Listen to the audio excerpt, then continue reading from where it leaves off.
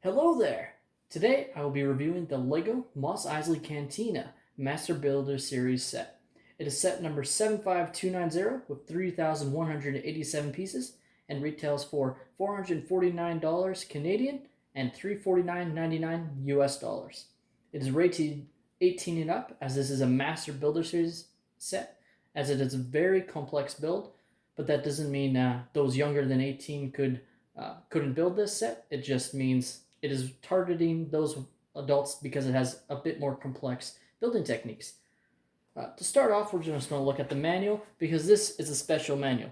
While the set isn't a Ultimate Collector series, as you can see, it is a Masters Builder series set. It is still a special edition set. So you can kind of see on the front, it has a picture of the cantina scene and kind of gets into the designers of the set. And this is included throughout the model. They'll have little blurbs on the minifigures based on the characters, little shots. I won't go through each shot, but you kind of get the idea. Kind of shows, the speeder that's based off of what it's based off of in the movie, etc. And overall, this was a very long build, a total of, I believe, 16 bags? Actually, 18 bags. And they spread out the minifigures in each bag, which has become more common, to avoid potentially stealing when kids open up the boxes early. But overall, that is the manual. Very nice. Has a lot of nice detail. And the box is no exception to that either. It is absolutely massive. I want to make sure you guys can see it all. Obviously, Mos Eisley Cantina, you can kind of see it is separated into really multiple builds, but really two main structures, being the cantina itself, then this little workshop area. You can kind of see the set behind a little bit, but also got a moisture evaporator there. And then we've got the cantina scene itself, showing the Biff musicians, and then kind of some of the main scenes you kind of see in the movie, which looks very nice. Nothing on that side. And then at the top, showcases all the minifigures, which comes with 21 minifigures, which is very rare for LEGO, Star Wars especially, to have that many figures. We know, as we've seen with the recent LEGO UCS gunship, LEGO doesn't like to give Star Wars sets more minifigures compared to, say, the Marvel sets. And as well, should be noted, this set did come with one of these, white boxes, which has become more accustomed in these bigger sets, which allows them to kind of split up the build a little bit. Without further ado, let's get into the cantina. So, this is the cantina in all of its glory, and as you can see, it is massive. Overall, it comes with a lot of different side builds that can kind of split up into different parts, but first, we're going to look at each of the minifigures to start off. So, let's do that. So, we're going to start off with the minifigures, starting off with the Sand Troopers. Overall, these are very cool. They're obviously based off of Tatooine, so they're all covered in sand, and you kind of see some of the nice detail on them.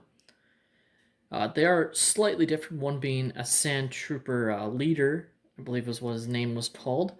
And he carries what I believe is just like for the dewback, just to control it. They both come with weapons. You can kind of see some nice detail on him. Overall, very nice figures. Got the Commander or Sergeant Pauldron. Nice brick-built backpack. He does have a face print, which is nice. You can kind of see, I believe that's the Lex Luthor face. And just taking off the backpack.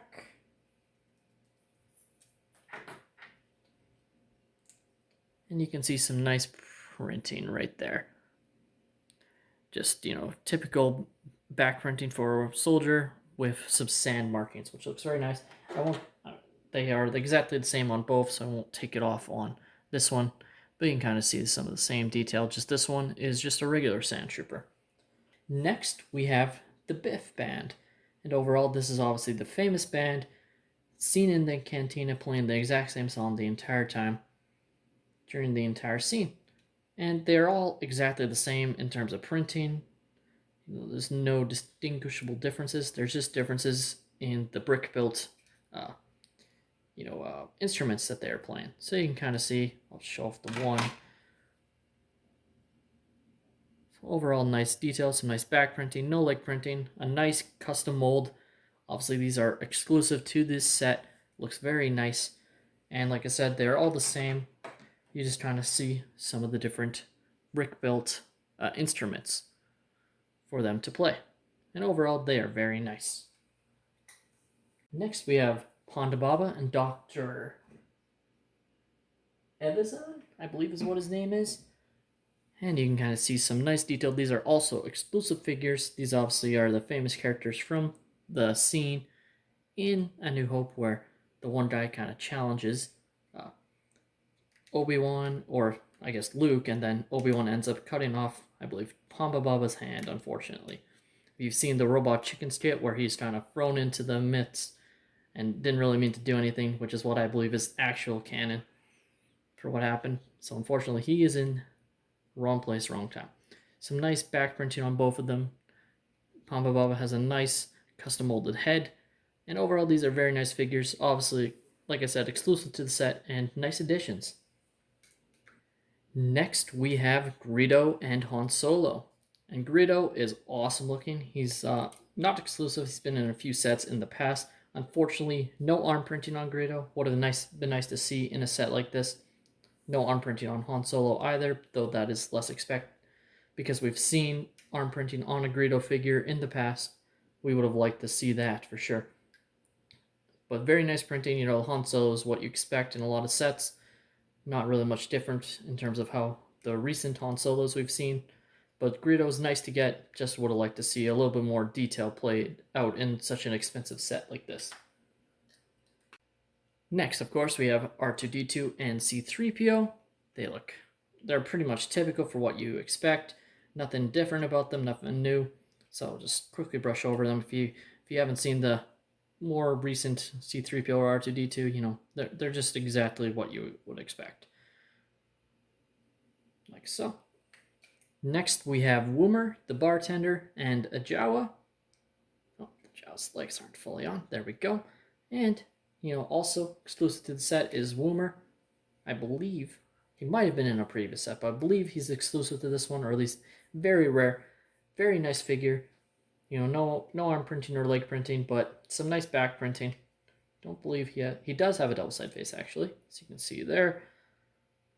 Looks very nice. Him, you know, probably shouting out that they don't serve droids, most likely because his family was killed by droids during the Clone Wars, as the popular fan theory suggests. Then the Jawa, pretty typical. Doesn't have a cape for the Jawa, but still a nice figure to get. Next, we have two exclusive figures to this set, which are, if I read this correctly, Labria and Hurik Kalfas. 100% butchering those names, but those are the names of those figures. And they are exclusive to this set, which is very nice. Labria, the devil horn guy, you know, has a custom molded headpiece, which is very nice. I'm sure that'll be used in other mocks for other figures. He's got double-sided face print, which looks very nice. On the back, he does have back printing right there, as you can see. Same with the Trandoshan. Forget his name already. But overall, for getting these figures, which are exclusive, is pretty nice. You know, we don't typically, the only Trandoshans we get are Bosk.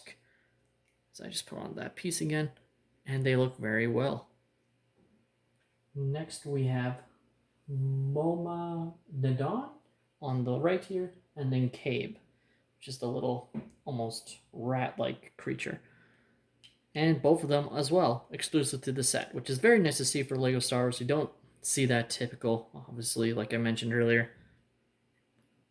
Some nice detail, not double-sided printing, which is fine for that figure. We've seen it a lot, so I think LEGO can get a pass for not having double-sided face print there. Overall, very nice detail on the figures. And they look very good.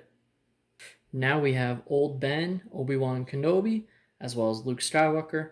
These again are pretty typical figures, so Luke does have some nice leg printing. Obi-Wan does not. Obi-Wan has the newer over-the-head cape, and he looks very nice to have as well. Luke has a second lightsaber hilt, just an extra piece, decided to throw it on him. like he's going to be dual wielding.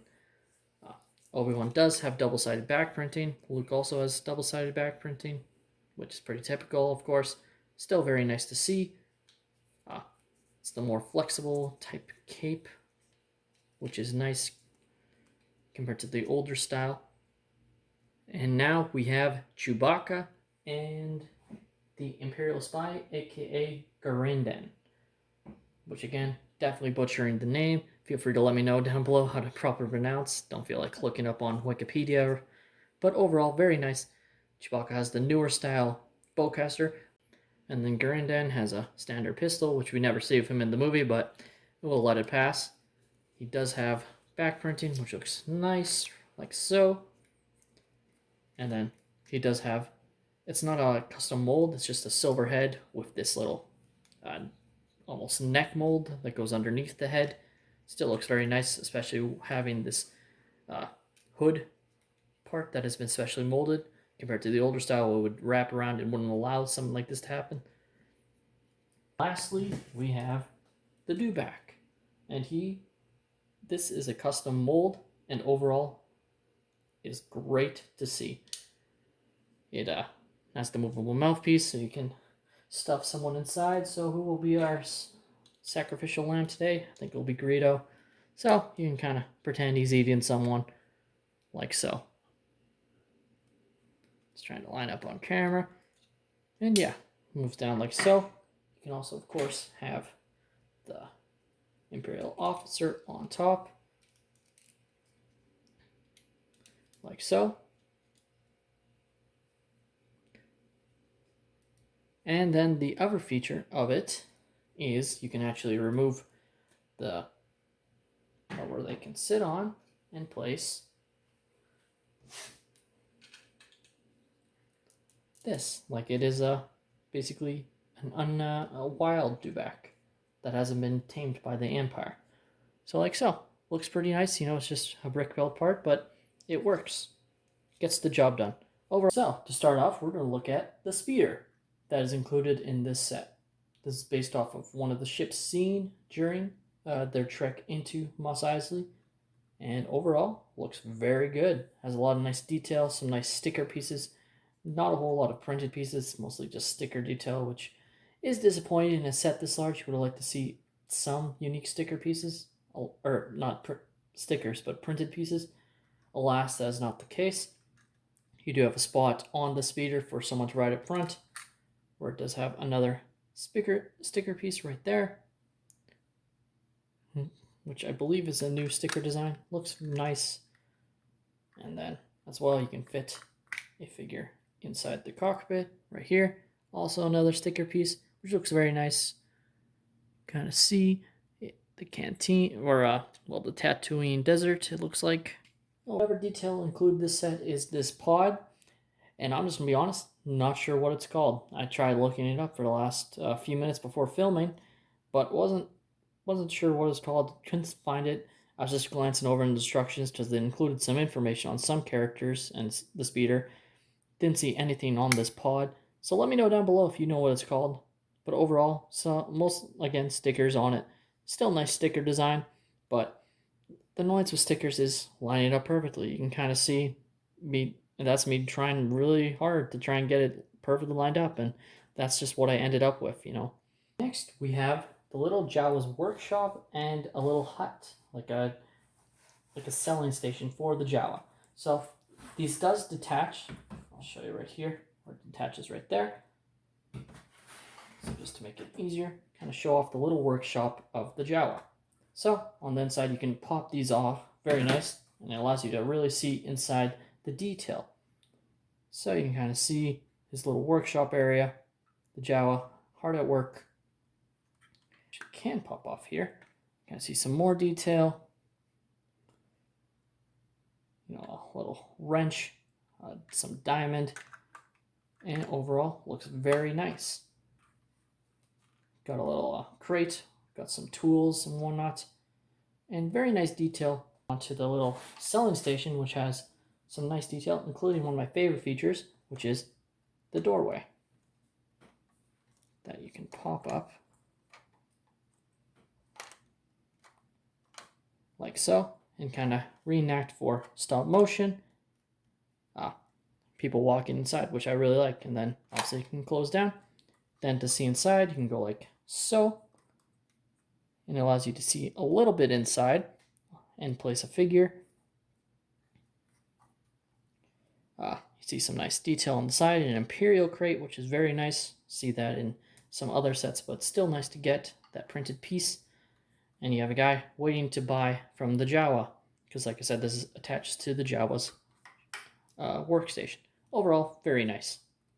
To start off with the Cantina, we're just going to detach some of the parts that come off, because what's great about this set is you can detach some of these sets, especially for displayability, which helps, size. I know I have to detach some of these. So you can detach this, I believe, moisture evaporator here. You can detach this little dewback feeding area. It's got a nice little water vapor. Obviously, just ate something. And just to show off the dewback, it does have some studs on the bottom, or holes for studs on the bottom, so it can go in here. And yeah, but it detaches right there. Swinging around on the side. We have another moisture evaporator, which is also be detached like so. Some nice detail on it. And then the last part that can detach is kind of this little, almost little club area, or storage area, where there's a lot of different crates. So inside there's a wrench, as you can kind of see there. Another Imperial crate, which has some binoculars, some smaller binoculars. Then in here, removable crate here. Some more Star Wars-y binoculars. Just goes on back there. Some nice detail. And then this actually can hold the bigger moisture evaporator like so, which is how it attaches. Like that. Get into some of the detail on the Cantina on the outside. Overall, it is very detailed. There's a lot of different techniques going into this build with the studs and the smooth pieces, which really adds to the detail. Kind of shows, the roughness of the area. Different colored parts, kind of showing the wear and tear of the Cantina. It's been years. It's been plagued by sandstorms and really has had to go through a lot. So some nice detail on the sides. No printed pieces or anything, but just some nice techniques kind of showing the wear and tear. And some window pieces here that aren't filled in that allow you to kind of imagine that there used to potentially be glass there, but now it's kind of been knocked out. Now let's get into the main feature of the set, which is the fact that it can open up. So to do that, you just pop off this part, which is a nice little brick part to kind of act as like the roof. And then attach it like so.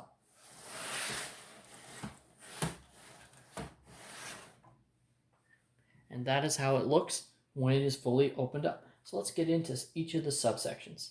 So obviously we have the bar area, which has a lot of nice detail on it.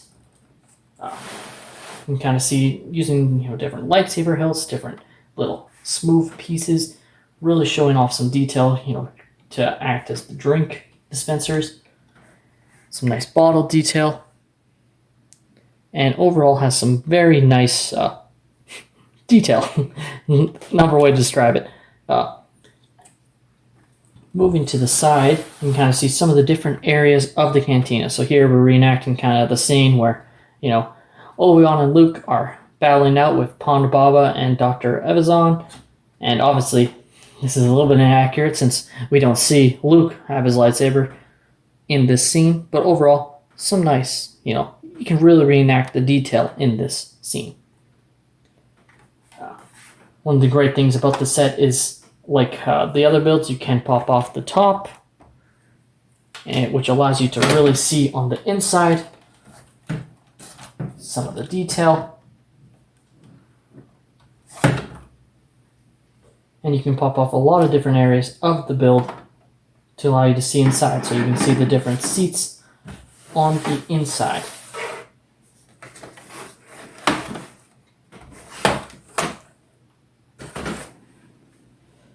Then on the outside we have the doorway to go inside. Obviously C-3PO and R2-D2 have been left on the outside. We got the spy watching them.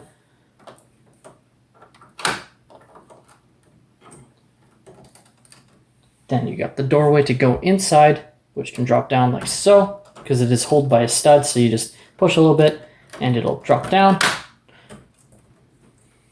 And you got the little, almost little barway area right here, which has some nice, or a little, a little three-seated area for some patrons of the bar to hang out at the entrance. Again, you can better see some of the detail of the seats on this side. I put one of the exclusive minifigures right there, and did have some minor audio and video difficulties, so just going through the video yet again, kind of showing some of the various areas you can see on the inside. So you got the little workshop area, you got the area with the band, you know, seeing the 3 Biff musicians, got the area with Han Solo and Greedo, which has one of the main play features of the set, where you can kind of reenact the Who Shot First scene. There's also a little seating area right at the front there for more characters. Got Chewbacca, as you can see, kind of right there with his crossbow at the ready to ambush Greedo. And overall, it has a lot of nice detail. So here's the feature where you can reenact Who Shot First. So if you want Greedo to be the one shot first, you kind of flick that and it'll knock him out of his seat, which is a nice little play feature. You know, the set is mostly for display, but it has some features like that one, just showing you again. And Greedo is dead, as is meant to be. Then if you want Han Solo to die and break continuity, you can do that too. And again, you can see some of the other detail. You can open that up, showcasing the entrance where, you know, they find out no droids allowed. So you have R2-D2 and C-3PO out on the outside with the Imperial Spy kind of watching them. And overall, you know, again, you can kind of see some of the nice detail of the set. It is a very nice display piece in my mind, even when you take off all the other parts. The LEGO Mos Eisley Cantina is an amazing set. It is perfect for any Star Wars fan, or really any LEGO or Star Wars fan, especially older ones. This is obviously one that is meant to be displayed, but does have some play features and has a lot of great minifigures that are, of course, exclusive to this set, which enhances this set's ability. Now, of course, the price will be a big sticking point, especially in Canada, as this set is a little bit more expensive than in the US compared to is a little bit more expensive in Canada compared to in the US, factoring in exchange rates, which obviously have an impact. Having said that, I still feel this set is very much a great set to have, even at the high price point. Just if you're able to get it at a discount or get it during double VIP points, that'll be your best bet. Because it is such a large number at 450 Canadian that you have to consider it. And even at 350 US dollars, that is still a factor. So just showing off the speeder. Overall though, I really like this set as a display piece. It's one of my favorite LEGO sets I've ever owned. So much so that I actually own 2 of them, funnily enough. And overall, I'm very happy with it. Having said that, that is my opinion. So let me know down below, do you guys have one of these? Are you planning to get one? You know, this set, while it's not rumored to retire soon, it probably will happen sooner than later if it follows the same retirement schedule as the Cloud City Master Builder Series set. Now, this set has been more popular, so who's to say it will retire soon, but, you know, that one came and gone pretty quickly, so you never know with something like this. Please let me know what you think down below, and don't forget to like and subscribe. Have a great day, everyone.